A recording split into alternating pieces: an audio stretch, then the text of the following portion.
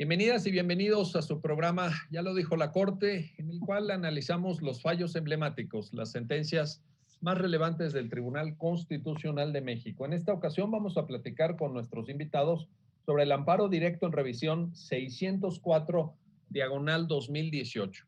Se trata de una muy relevante sentencia en la que se examinan los principios de proporcionalidad en materia penal, la proporcionalidad de las penas, la relación entre las penas determinadas, en este caso en materia de delincuencia organizada, con los bienes jurídicos tutelados y con las conductas prohibidas por el legislador penal.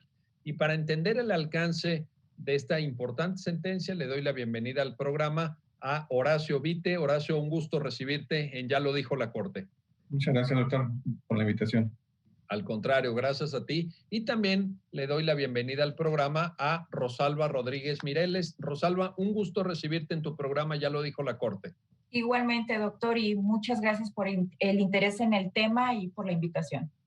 Pues si quieres, Rosalba, empezamos contigo y te quería pedir si fueras tan amable de suministrarnos el contexto fáctico y la secuela procesal. Se trata de un amparo directo en revisión, por tanto, pues ya ha transcurrido a través de una serie de autoridades judiciales, ya existieron un conjunto de pronunciamientos. ¿Y cómo es que el caso llega a la Corte, Rosalba? Si fueras tan amable, por favor. Con muchísimo gusto, doctor. Este amparo directo en revisión inicia con los hechos que se le atribuyeron al recurrente. Se dice, bueno, no se dijo, quedó el hecho comprobado, el hecho delictivo comprobado, que desde el año 1999 a octubre de 2001, esta persona conformaba una organización criminal. No era él el líder. Sin embargo, la función del recurrente era recibir el narcótico en una colonia de esta Ciudad de México y lo trasladaba y custodiaba para entregarlo a otras personas que elaboraban grapas con ese estupefaciente, que es cocaína. Esta distribución se hacía en unas llamadas tiendas en el municipio de Nezahualcóyotl, Estado de México. Una vez que se detiene a esta persona bajo orden de aprehensión, se le inicia la averiguación previa y se inicia bajo el sistema mixto. Esto es importante también. Fue en noviembre de 2001 cuando se inicia la averiguación previa contra esta persona. Se ejerce acción penal por su responsabilidad, su probable responsabilidad en la comisión de los delitos de delincuencia organizada y contra la salud en su modalidad de tráfico de estupefaciente denominado cocaína. El juez federal con residencia en el Estado de México, a quien correspondió instruirle el proceso, le dictó sentencia en junio de 2003 por estos delitos, los cuales importa saber, porque ahí es donde viene establecida la penalidad señalada por el legislador, en los artículos 2, fracción 1 y 4, fracción 1, inciso A de la Ley Federal contra la Delincuencia Organizada y el delito de contra la salud establecido en los artículos 193 y 194 del Código Penal Federal. Lo sentencia a una pena de 20 años por lo que hace al delito de delincuencia organizada y 10 años por lo que hace al delito contra la salud, en un total de 30. Con su respectiva multa. Inconforme con esta sentencia, esta persona interpone el recurso de apelación. El Tribunal Colegiado del Segundo Circuito, el Tribunal Unitario, Delito Federal del Segundo Circuito, a quien conoce del asunto, en el mismo año, en 2003, en septiembre de 2003, confirma la sentencia condenatoria del juez de primera instancia. Posteriormente, esta persona, y esto es curioso, hasta 2017 promueve el juicio de amparo directo. Correspondió conocer claramente a un tribunal colegiado también del Segundo Circuito, de hecho con residencia en Toluca. Es importante aquí señalar qué es lo que el quejoso planteó ante el tribunal colegiado, qué es lo que genera que esta Corte terminara conociendo vía revisión del asunto. En la demanda de amparo, el quejoso le dice al tribunal colegiado que fue legal su detención, ilegal su detención porque no fue bajo el supuesto de flagrancia, que una vez detenido no fue puesto a disposición inmediatamente de la autoridad judicial, pues el MP solicitó la medida de arraigo. Aquí tenemos un elemento importante también del arraigo. También plantea la inconstitucionalidad de estas normas que le aplicó la autoridad responsable, el Tribunal Unitario, como es el artículo 12 de la Ley Federal contra la Delincuencia Organizada. Este artículo 12 establece justamente el arraigo, la posibilidad de arraigar. Porque él dice, pues me restringieron mi libertad, un arraigo domiciliario y no se me permitió ofrecer pruebas. También plantea la inconstitucionalidad de los artículos 41, párrafo segundo y tercero de la ley en comento, y que fue el fundamento para que la autoridad confirmara su sentencia. También hizo valer por ahí violaciones al debido proceso, se le dio para él, en su opinión, se le dio valor al contenido de diversas copias certificadas que habían sido unas diligencias desahogadas en otras averiguaciones previas y que llevaron a su proceso y que sirvieron también para sentenciarlo en la causa que analizó la Corte. También hizo valer la inconstitucionalidad del artículo 4, fracción 1, inciso A de la Ley Federal, y ahí es donde plantea que la pena mínima establecida en este artículo 4 que le fue impuesta carece de una proporcionalidad y razonabilidad suficiente entre la cuantía de la pena y la gravedad del delito. Eso es lo que le plantea el tribunal colegiado. También señaló que no se permitió a los testigos protegidos porque hubo varias declaraciones de testigos protegidos que, pues, testigos de cargo en su contra, dijo que no le asistieron abogado a estos testigos protegidos y todas sus declaraciones carecían de legalidad.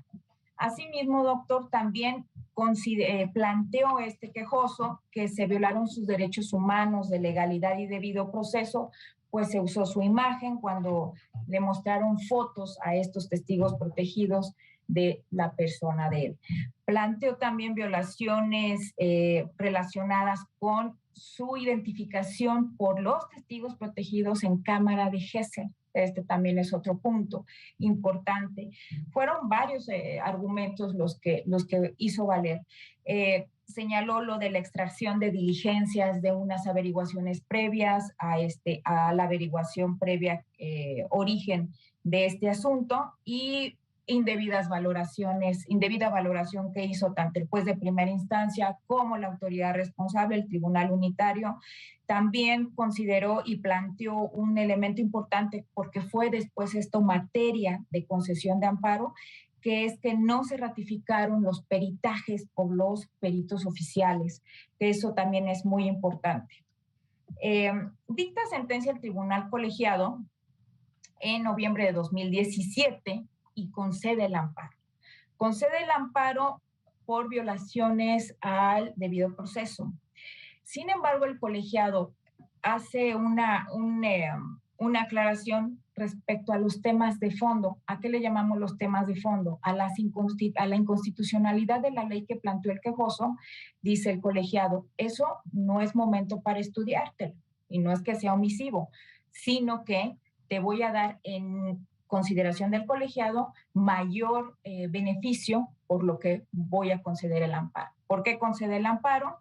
Concede el amparo porque se violó, sí, igualdad procesal en relación con los dictámenes periciales. Como no fueron ratificados, ordena la reposición del procedimiento respecto a estos dictámenes periciales y además también que se excluyeran algunos testimonios de testigos protegidos porque fueron llevados a cabo de forma ilegal.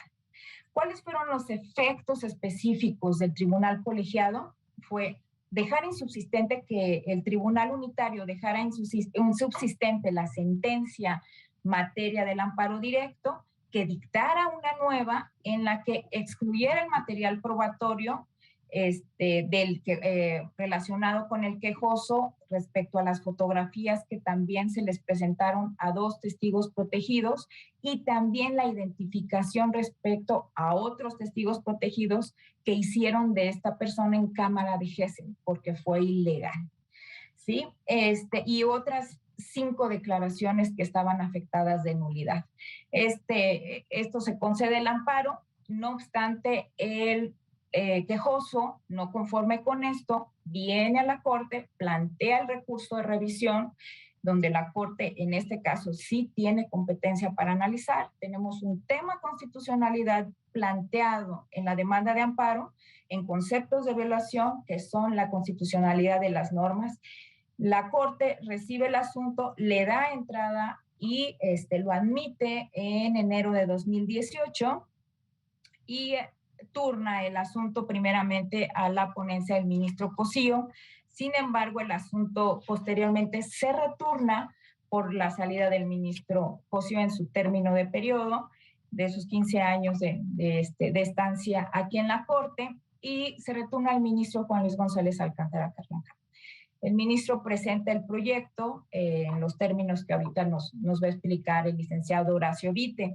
Aquí es importante considerar la pregunta que la Corte estima que es la que se debe de contestar a esta persona, a este recurrente. Es una pregunta muy, pues digamos ahora sí que muy básica en cuanto a considerar si la pena de prisión prevista en el artículo 4, fracción 1, inciso A, de la Ley Federal contra la Delincuencia Organizada, vulnera el principio de proporcionalidad contenido en el artículo 22 de la Constitución Federal. Esa es la pregunta con la que se desarrolla el proyecto y tiene la decisión que vamos a platicar. Perfecto. Muchísimas gracias, Rosalba, por esta claridad y a la vez por esta exhaustividad con la que nos estás presentando el debate, que ilustra, por cierto, pues la complejidad de este tipo de casos penales, ¿no? Y también esta cuestión que qué bueno que la subrayaste de cómo se esperaron, pues si mal no entiendo, 14 años en presentar el amparo, ¿verdad? Bastante tiempo. Bastante tiempo. A mí me parece que bastante tiempo, seguramente podrá ser por cuestiones también de, pues ahora sí, la promoción de derechos humanos que se ha hecho también. Puede ser, o a lo mejor de la estrategia de defensa, en fin, hay una infinidad de posibilidades. Voy contigo, Horacio Vite. A ver, en el planteamiento de la respuesta a la pregunta que Rosalba acaba de referir y que efectivamente es la pregunta pues de constitucionalidad, es decir, es lo que subsiste para conocimiento y competencia de la Corte, porque lo demás fue atendido en los términos que ya la propia Rosalba explicó por el Tribunal Colegiado Circuito.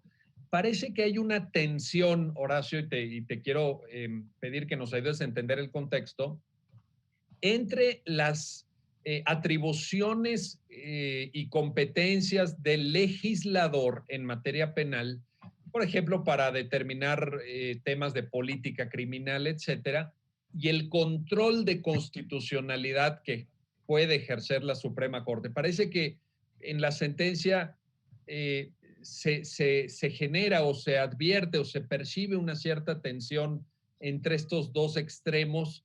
Y lo que te quiero preguntar es si consideras que existe esto y en su caso, pues cómo se debe de lograr tal vez un equilibrio o cómo entrarle a estos temas en los cuales, por cierto, tanto Rosalba como tú mismo, Horacio, son expertos, ¿no? Han estudiado muchísimo y han protagonizado en su calidad de secretarios, estoy cuenta, pues varios de los pronunciamientos más importantes en materia penal de este país. Así que estamos hablando con personas de un nivel verdaderamente extraordinario y que sin duda nos podrán iluminar. Horacio, una primera reflexión sobre este punto, por favor. Bueno, muchas gracias, doctor, por sus comentarios. Mire, bueno, quisiera precisar más un punto antes de dar respuesta a la pregunta que me formula. Comentaba el licenciado Rosalba que el quejoso inicialmente reclamó 3 artículos como inconstitucionales. el 12, el 41 y el 4, fracción primera, inciso A. Lo que la Corte hace en el momento en que, para fijar la pregunta, previo a eso, estableció cuáles serían los temas de procedencia. Y ahí se comentó que respecto al artículo 12 y 41 no entraríamos al análisis de constitucionalidad por dos razones. Respecto del 12, que establece la posibilidad de arraigo tratándose de delito de delincuencia organizada, se advirtió que durante ese arraigo en que él estuvo privado de su libertad, no se obtuvieron medios de prueba que fueran utilizados como pruebas de cargo en la sentencia reclamada. Y por tanto se dijo, no se va a analizar ese tema porque no hay un perjuicio, digamos.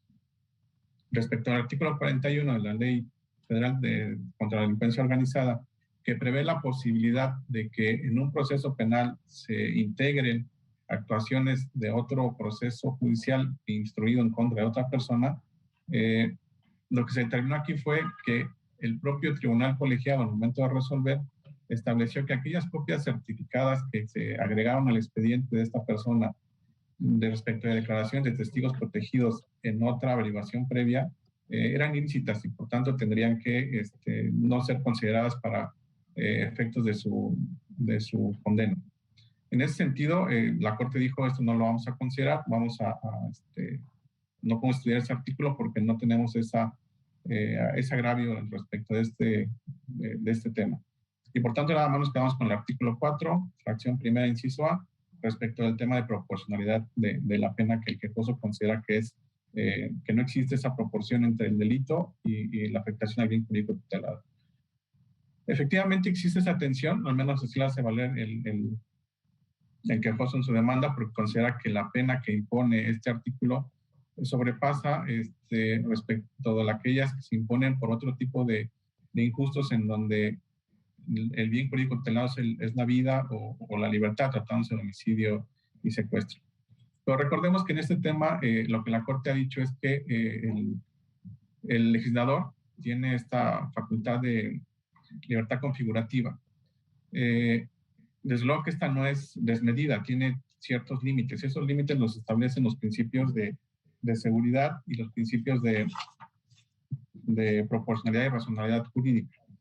¿Esto qué nos indica? Bueno, que a través de esos principios el legislador, al momento de formar sus normas, si bien es cierto, puede regular aquellas conductas que en su momento considera que están causando una gran afectación a la sociedad y establecer penas, esta facultad no puede ser desmedida ni arbitraria, tiene ciertos límites.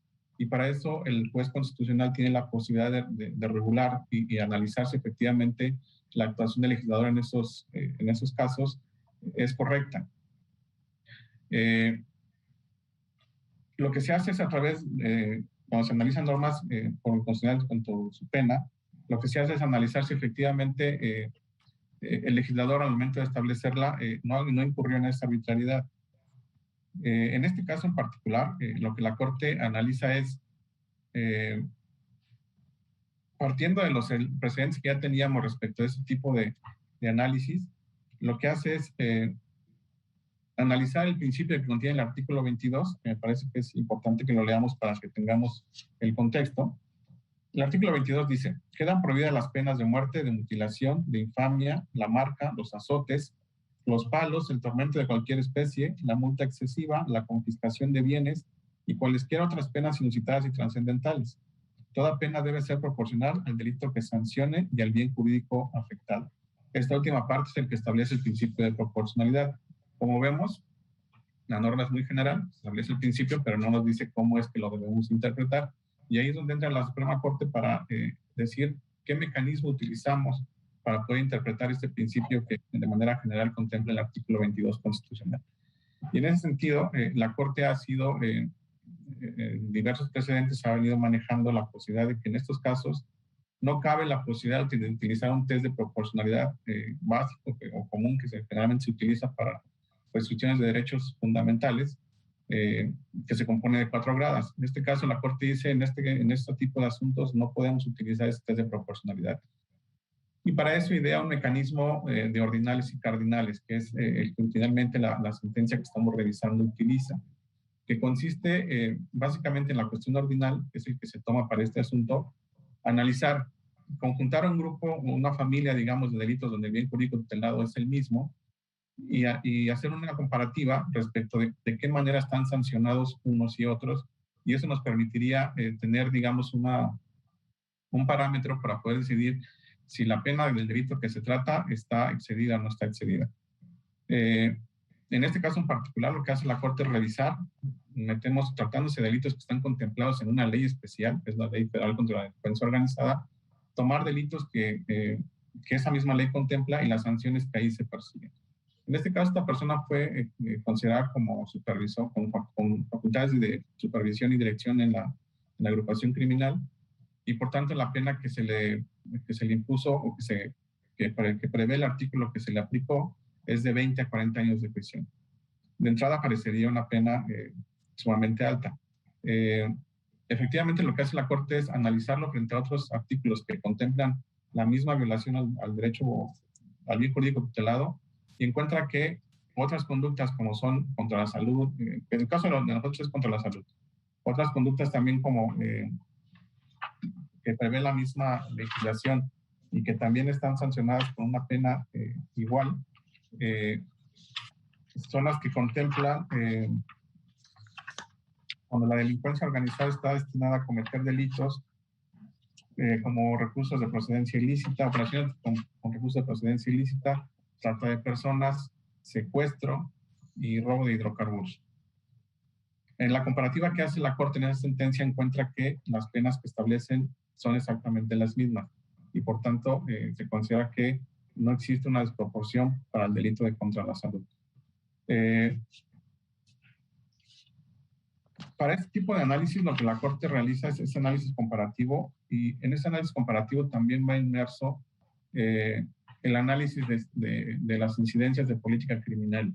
Se analiza también qué tipo de delito es del que estamos estudiando, y en el caso, para determinar por qué razón el legislador optó por poner una pena tan alta, acudimos a la exposición de motivos. Allí encontramos que una justificación, que no necesariamente tiene que ocurrir en todas las leyes, pero en este caso en particular, por la afectación tan grave que se da, sí existe, y el legislador lo que dice es, por la alta incidencia, por ser un delito no solamente de carácter nacional, sino también incluso internacional, con estructuras bastante complicadas de poder advertir, porque se conforman básicamente incluso como si fueran empresas, en donde hay rangos de dirección, quienes realizan ciertas actividades en particular. Precisamente por eso la Corte define que, tomando en consideración esa exposición de motivos del legislador, considera que la norma es constitucional por esta incidencia criminal, por esta cuestión de política criminal, y porque nos estamos enfrentando a un delito que lamentablemente actualmente está causando muchos estragos en nuestro país. Entonces sí se advierte cierta atención, pero me parece que ahí es donde entra la Corte para definir si esa atención es razonable en ese sentido, porque sí se afecta el derecho a la libertad, pero también existe el punto de que la conducta delictiva disminuya, digamos, en su incidencia. Muy bien, perfecto. Pues ahí está la cuestión, y pues este tema de la tensión entre las facultades del legislador y las facultades de un tribunal constitucional para someterlo a control de constitucionalidad desde la perspectiva de ese artículo 22 que ya Horacio nos hizo favor de referir en su primer párrafo, incorporando la proporcionalidad desde el año 2008. Esta fue una adición al 22 párrafo primero de la Carta Magna de fecha 18 de junio de 2008. Bueno, vamos a hacer una pausa, no se vayan, regresamos enseguida para continuar en esta conversación y análisis con nuestros invitados acerca del amparo directo en revisión 604/2018, y el tema que ya lo ven que es complejo, difícil, pero que es un gran tema desde el punto de vista de la argumentación jurídica, de la proporcionalidad de las penas. Regresamos enseguida.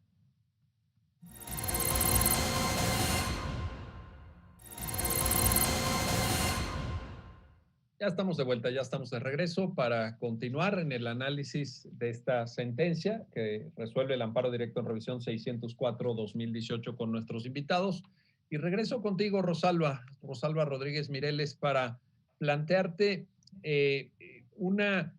te pido ahí que nos ayudes a entender esta metodología de análisis a la que ya aludía Horacio, porque hay una expresión en la sentencia que me parece extraordinariamente afortunada, me parece que está mandando un mensaje muy poderoso en el sentido de decir, no podemos en el examen de proporcionalidad, que ya también Horacio nos explicó que no es la proporcionalidad aquella que nos encanta, cuando del test de las gradas, el test de proporcionalidad. Para restricciones de derechos, ¿verdad? Que eso sí, con sus 4 pasos, ¿no?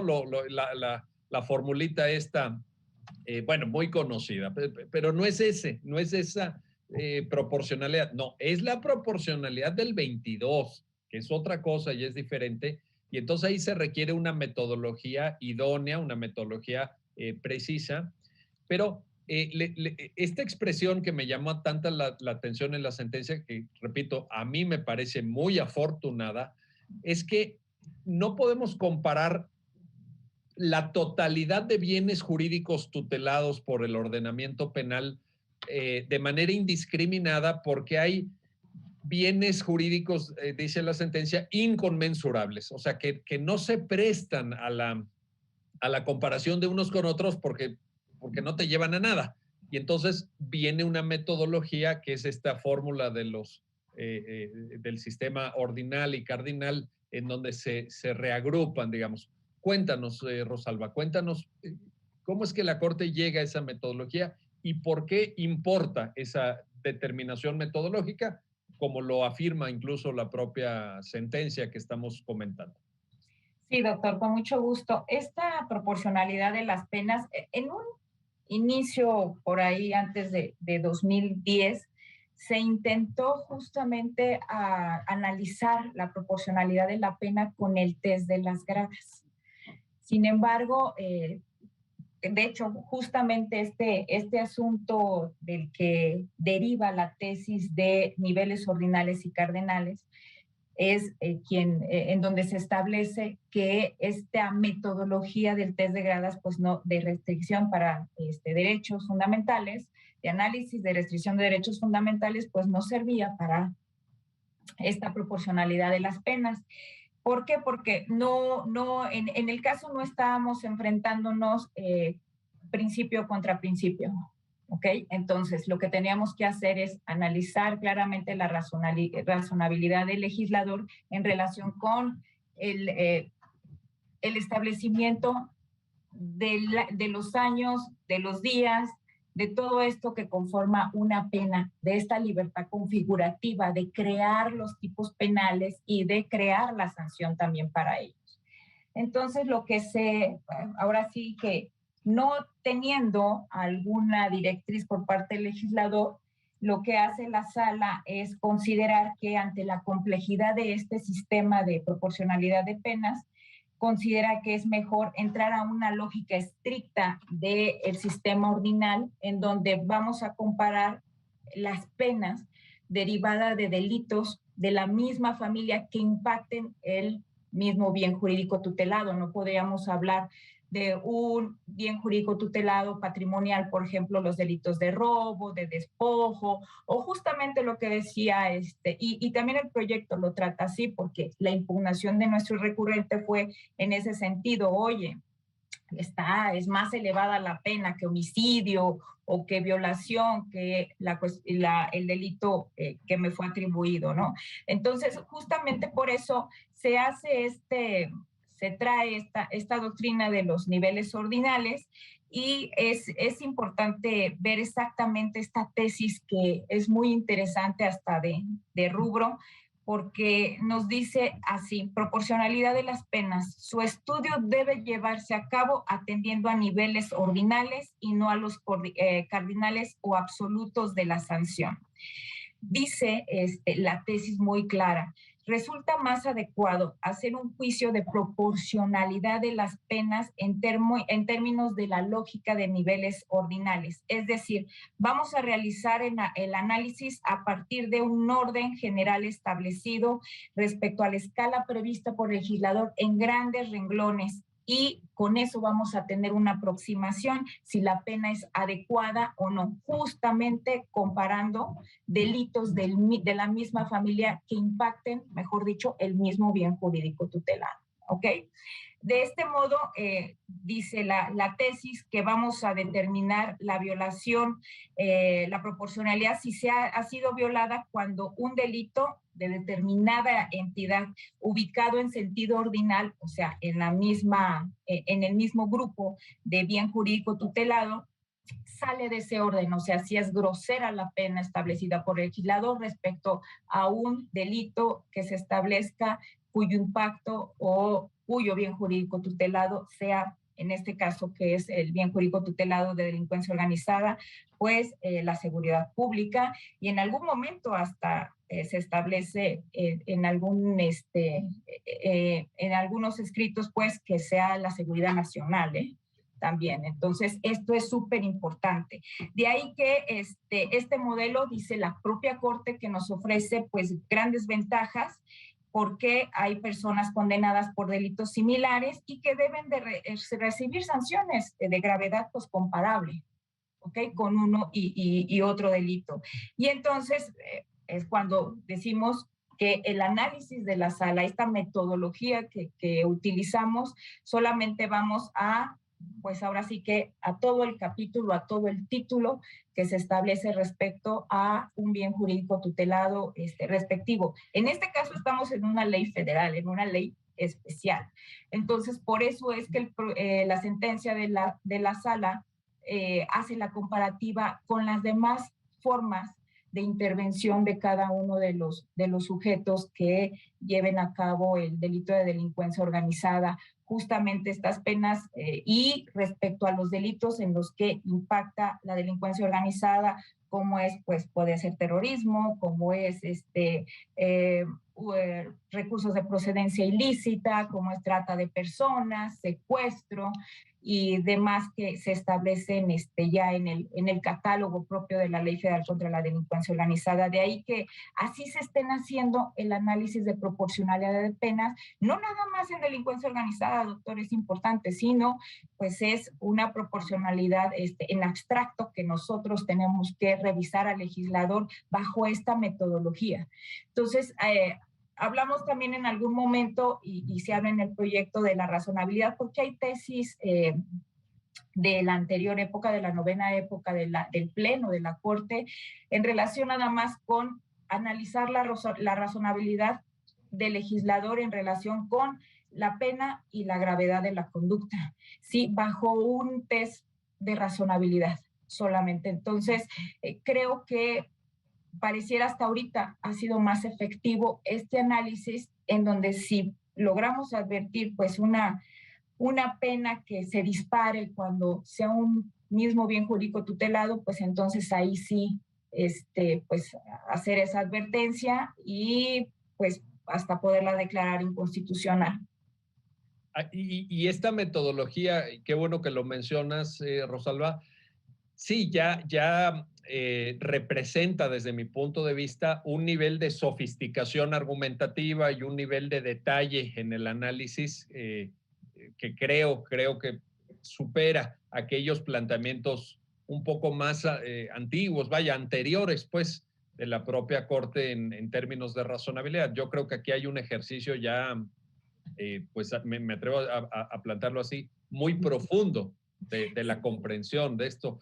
Seguramente me atrevo a pensar también como resultado de la propia reforma de 2008, es decir, ahí también hubo un mensaje importante del poder reformador de la Constitución para incorporar pues a la postre lo que ya la Corte está reflejando en sentencias como esta. Pero bueno, ahí está la metodología. 2008, donde se generó todo este sistema, digamos, especial para la delincuencia organizada desde el artículo 18 constitucional y todas las reformas también que se dieron a la Ley Federal contra la Delincuencia Organizada. Es un régimen especial, eso lo entendemos, y también habría que hacer no solamente para ellos, sino como lo dije, este análisis, esta metodología, no solamente la Corte lo analiza para delincuencia organizada, sino es para todos, es un análisis de proporcionalidad de pena en abstracto, dirigida al trabajo del legislador, no dirigida, que es importante decirlo, al trabajo que hace el juez de primera instancia en su ejercicio de individualización de pena. Sin duda, sí. Es bien importante esto. Claro, porque el margen de comparación es, y además tú misma lo dijiste hace un minuto, es en abstracto, no es respecto de la determinación que pudo haber tomado el juez de poner 22 años, 4 meses y 18 días, ¿verdad? No, sino es en abstracto. Y en esta lógica en abstracto, precisamente, Horacio, te voy contigo ahora para lo siguiente. En la sentencia aparece, si no estoy en un error, por lo menos yo conté 2 o 3 veces la expresión de la incidencia delictiva como un elemento a tomar en cuenta. Y esto, sin duda alguna, pues forma parte de la política criminal, tiene que ver también con el concepto que Rosalba también ya ponía a consideración, que es la libertad configurativa del legislador en materia penal. Hay también principios de deferencia de los tribunales constitucionales hacia las determinaciones legislativas, pero en el caso específico, Horacio, te planteo de incidencia delictiva, podría pensarse que es un tema que hay que manejar con mucha cautela, porque uno pensaría, si la proporcionalidad de las penas o el aumento de penas está en función de la incidencia, el delito que ameritaría la mayor pena en este país sería el robo, y probablemente en segundo lugar la extorsión, o segundo o tercer lugar, según datos del INEGI, la extorsión, etcétera. Y ahí es donde a mí me parece que hay que ser muy cuidadosos. Me parece que en una visión de si se produce más veces la conducta delictiva, ¿le vamos a ir subiendo las penas? Entramos en una lógica que si la extendemos nos puede llevar a digamos, a una violación, pues lo digo con todas sus letras, del principio de proporcionalidad. ¿Qué sucede con ese tema, Horacio? Un comentario, si fueras tan amable. Sí, doctor, aquí lo que hace la sentencia, y eso me parece que sí es un tema importante, hace una precisión, que es que ese análisis comparativo no es un análisis simplista. O sea, sí necesitamos no hacerlo de manera aislada, sino tomando como referencia las penas previstas por el propio legislador para otras conductas de gravedad similar. Pero además, esa comparación no puede hacerse de forma mecánica o simplista, porque además la similitud y la importancia de los bienes jurídicos lesionados y la intensidad de la afectación deben considerarse aspectos relacionados con la política criminal instrumentada por el legislador. Es decir, para determinar la gravedad de un delito también hay que atender las razones de oportunidad que están condicionadas por la política criminal del legislador. Esta incidencia criminal efectivamente no es la única razón que se puede tomar en cuenta. También tomamos en cuenta la intensidad de la afectación al bien jurídico tutelado. Tiene usted razón en el sentido de que si el robo, si consideramos que la incidencia es un factor predominante para establecer las penas, el robo efectivamente estaría sancionado con 50 años de prisión, porque en nuestro país se da en cantidades muy altas. Sin embargo, aquí el tema no solamente es la incidencia misma, sino también cuál es la afectación al bien jurídico tutelado. En este caso, la delincuencia organizada, la seguridad de la sociedad y la seguridad nacional en algunos casos, es lo que nos lleva también a analizar si efectivamente la pena que propone el legislador es acorde. Y aquí es lo que comentaba, viene esta justificación que no necesariamente debe tener toda la norma que se produce, pero aquí sí la encontramos, y encontramos que esta afectación o este aumento de penas o la aplicación de la pena está también considerada en que es un delito de sumamente alto impacto, que no solamente tiene incidencia a nivel nacional, sino también a nivel internacional. Y los efectos que produce son muy variados. Es decir, un delito de robo pues puede afectar en alguna medida solamente el patrimonio de una persona en particular. La delincuencia organizada, por tratarse del bien jurídico tutelado que regula, tiene una afectación mucho más general. Digamos, delitos contra la salud, esta persona que se lleva a cabo la supervisión del reparto, el tráfico del narcótico de cocaína en Ciudad de Nezahualcóyotl, pues su impacto no es respecto a una sola persona, sino que es a una sociedad en general.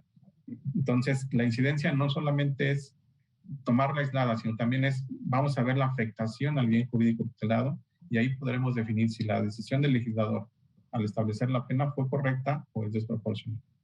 Oye, en este sentido, te pido una precisión adicional, Horacio, respecto a si hubiera valido la pena, por ejemplo, valga la redundancia, hablando de penas precisamente, que el legislador hubiera sido un poquito más sofisticado en la determinación de este tipo de sanciones en tratándose de delitos contra la salud en función de sus diversas modalidades, porque como sabemos, delitos contra la salud agrupa diversas conductas que pueden ser desde transporte, venta, en fin, hay una complejidad en la legislación no especializada en materia de delincuencia organizada, sino en la legislación propiamente sustantiva. ¿Habría valido la pena ahí esa diferenciación o todo lo metemos? Si es delito contra la salud y se configura delincuencia organizada, nos vamos con esta lógica de 20 a 40 años de prisión. ¿Qué opinas ahí, Horacio? Bueno, como comentaba, la necesidad de justificación no es algo que sea necesariamente absoluta, pero en este caso en particular tal vez sí se hubiese requerido porque encontramos que en la ley especial algunas conductas que también podríamos considerar que afectan gravemente al bien jurídico tutelado como el terrorismo, tiene una sanción más baja. Aquí tal vez lo que habría que haber justificado es por qué razones esas conductas en nuestro país no tienen una afectación grave al bien jurídico tutelado. Tal vez es que el terrorismo, afortunadamente, en nuestro país aún no es un tema que sea tan común o que se esté presentando de manera, digamos, cotidiana o cuando se hayamos enfrentado a varios casos de ese tipo. Y tal vez esa sea una de las razones, pero aquí el problema es que cuando el legislador no nos las da, la Corte tiene esa facultad en ese ejercicio de interpretación que usted nos comentaba, y que me parece que es lo que tenemos que hacer en este tipo de asuntos, porque al principio no está perfectamente definido, solamente citado en la Constitución, donde la Corte tiene que entrar y analizar este tipo de cuestiones. En este caso en particular, digo, sí encontramos diferencias en cuanto a la sanción que se impone dependiendo del delito para el cual se puede conformar la agrupación criminal, pero básicamente sería eso. Sí tenemos elementos, sí tendríamos elementos argumentativos como para decir, a pesar de que el legislador no lo precisa, que hubiese sido lo deseable, desde luego, ¿por qué razón podríamos considerar que hay una diferencia o distancia entre una pena y otra respecto de conductas que aparentemente pudieran ser mucho más graves que el delito contra la salud? Me parece que ahí, con un análisis argumentativo, podríamos salvar esa cuestión. Hay que mencionar, por cierto, lo preciso antes de ir a una brevísima pausa, que en referencia a lo que señalaron tanto Rosalba como el propio Horacio del terrorismo, la ley establece una pena que va de 8 a 16 años de prisión en la ley de delincuencia organizada, aparte de las penas del Código Penal Federal en materia de terrorismo, etcétera, a quien tenga funciones de administración, dirección o supervisión, y de 4 a 8 años de prisión a quien no tenga las funciones anteriores. Esto, en efecto, como muy bien lo acaba de referir Horacio Vite, pues es interesante subrayar que es menor que la pena que va de 20 a 40 años en tratándose precisamente del caso que nos ocupa, que es delitos contra la salud. También vale la pena tomar en cuenta porque sí es una distancia, pues caramba, considerable, pero ahí está la justificación a la que aludía Horacio. Vamos a hacer una pausa, no se vayan, regresamos para la tercera parte de esta conversación y análisis del amparo directo en revisión 604-2018 y el tema de la proporcionalidad de las penas. Regresamos enseguida.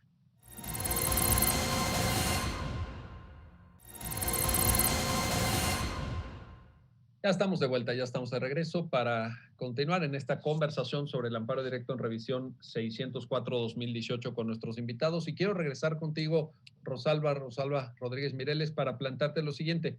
Hay un diálogo, hay una referencia en el pronunciamiento que estamos comentando en la Corte a un instrumento internacional muy significativo, un instrumento internacional que ha marcado un antes y un después para comprender los temas de delincuencia organizada, que es la famosa Convención de Palermo. Así es. México suscribe esta convención, forma parte de este mecanismo en el seno de la Organización de Naciones Unidas. Y te pido también ahí un comentario, porque la Ley Federal de Delincuencia Organizada y la forma también en la que las conductas están reguladas, pues de algún modo responden a ese contexto. Vaya, la sentencia lo deja claro, ¿verdad? No podríamos aislarnos de la pertenencia de México a este mecanismo internacional y a tomar en serio la lucha del Estado mexicano contra la delincuencia organizada. Un comentario sobre esto, Rosalba. Claro que sí, doctor. Y esto tiene que ver justo con lo que nos comentaba el licenciado Horacio respecto al funcionamiento de esta delincuencia organizada como organización criminal, que es una empresa. Sí. Entonces, esto es impactante no solo a nivel nacional, sino con la comunidad internacional, de ahí la creación de esta Convención de Palermo por la Convención de las Naciones Unidas. Aquí es algo importante considerar que para la existencia de esta delincuencia organizada, de hecho en el proyecto así se dice, que es tan una empresa que esta necesita normas internas, sistema de comunicación especial, divisiones de trabajo, jerarquía, hay rutinas, hay procedimientos estandarizados, competencias técnicas y especializadas también, y hay profesionalización de cada uno de sus miembros. Entonces, esto es el extremo de una empresa criminal que, pues, la comunidad internacional tiene que hacer algo para detener. En este caso, justo por eso viene también la reforma en 2008, donde ya la delincuencia organizada se establece como un delito que debe ser solamente descrito, pues, por el legislador federal. Se federaliza completamente el delito de delincuencia organizada, porque antes la ley de delincuencia organizada la tenemos desde 1997, pero era un delito federal y cada estado pues sancionaba también este tipo de delito, y en sus códigos se contenía, mejor dicho, delincuencia organizada local, y de determinada forma ellos, con libertad configurativa también, su soberanía y demás, establecían las penalidades. Pero lo teníamos también como delincuencia organizada a nivel federal. Sin embargo, en 2008 ya se establece y se federaliza completamente. Los estados ya no pueden intervenir en reformas o descripción típica de este tipo penal. De ahí que con la convención, que en 2013 es cuando, si no me equivoco, aquí lo tenemos, el Estado mexicano firma esta convención, y es de ahí que se establecen este régimen del que yo hablaba, especial sobre todo delincuencia organizada, derivado desde el artículo 18 constitucional también respecto a dónde deben de compurgar sus penas, las reformas a la ley federal, en donde se establece también la provisión de que su proceso lo pasen cerca del domicilio de su familia o cerca de su proceso, en centros de máxima seguridad, completamente, no podía ser de otra manera, y entonces se establece ya todo un régimen que, insisto, pues sí es especial contra esto, justo por el impacto que a la comunidad internacional y pues a este país que tenemos tan lindo nos ha estado afectando la delincuencia organizada. Y es de ahí donde la convención nos obliga también a crear normas importantes para, pues obviamente, pues tratar de hacer un muro de contención, ¿no?, sobre esto. Y ahí también toda la cuestión de los sistemas financieros, estar viendo lo que ahora se está, bueno, desde hace algunos años se está haciendo, tratar de rastrear la situación financiera de estas personas, porque la cuestión financiera es la que les da vida. Me parece que, en mi opinión, es el corazón, pues, de la delincuencia organizada, ¿no? Y ahí es donde el Estado mexicano puede pegar fuerte, ¿verdad? Puede pegar duro en el tema del dinero, pues rastrear el dinero, bloquear cuentas, en fin. Los grandes especialistas es lo que dicen, que el corazón de esto sí es el sistema financiero, porque, y realmente, doctor, digo, o sea, si no tienen dinero, ¿cómo van a pagar a los halcones, a los que les llaman a la empresa, halcones? a la empresa, como tú decías. ¿Cómo la empresa va a continuar con vida y además expandirse? Porque no es solamente expandirse en un efecto hormiga al país, sino es a todo el mundo. Entonces, ya no estamos hablando de una delincuencia organizada, una organización criminal de Tijuana a Chiapas, sino es de Tijuana a Asia. Es muy, muy fuerte esto. Y así es, y por eso es que es un riesgo y es un peligro para muchos países. Ahora, Horacio, regreso contigo a una cuestión ya más de proyección y de técnica jurídica. A ver, suponiendo que la Corte en algún momento llegase a declarar la falta de proporcionalidad de alguna pena, ¿cómo quedaría desde el punto de vista técnico-jurídico esa regulación? Es decir, porque parece que, dado el principio de reserva de ley, que ustedes dos conocen muy bien en materia penal, dado que no puede haber pena por analogía, tampoco en función del 14 párrafo tercero de la Constitución, una falta de proporcionalidad generaría una laguna, generaría un hueco en la regulación o modularía las penas. ¿Cuál sería el efecto técnico jurídico, Horacio? Doctor, en estricto sentido, en materia penal, o sea, los principios es exacta aplicación de la ley. Sería que si el delito queda sin pena, pues efectivamente el tiempo penal queda fuera. Sin embargo, este tema también es un tema discutido. Hay algún asunto que resolvió la primera sala en la que se analizó un delito de robo en el estado de Nuevo León y donde, por una cuestión más de tipo de taxatividad, se consideró que la pena no era clara. Y lo que se resolvió ahí en la sala, que fue una decisión que se tomó por mayoría de votos, fue que para no generar impunidad, ese delito se castigara con la sanción regulada por el código de ese estado para el tipo básico, en la que estamos analizando un robo con agravante.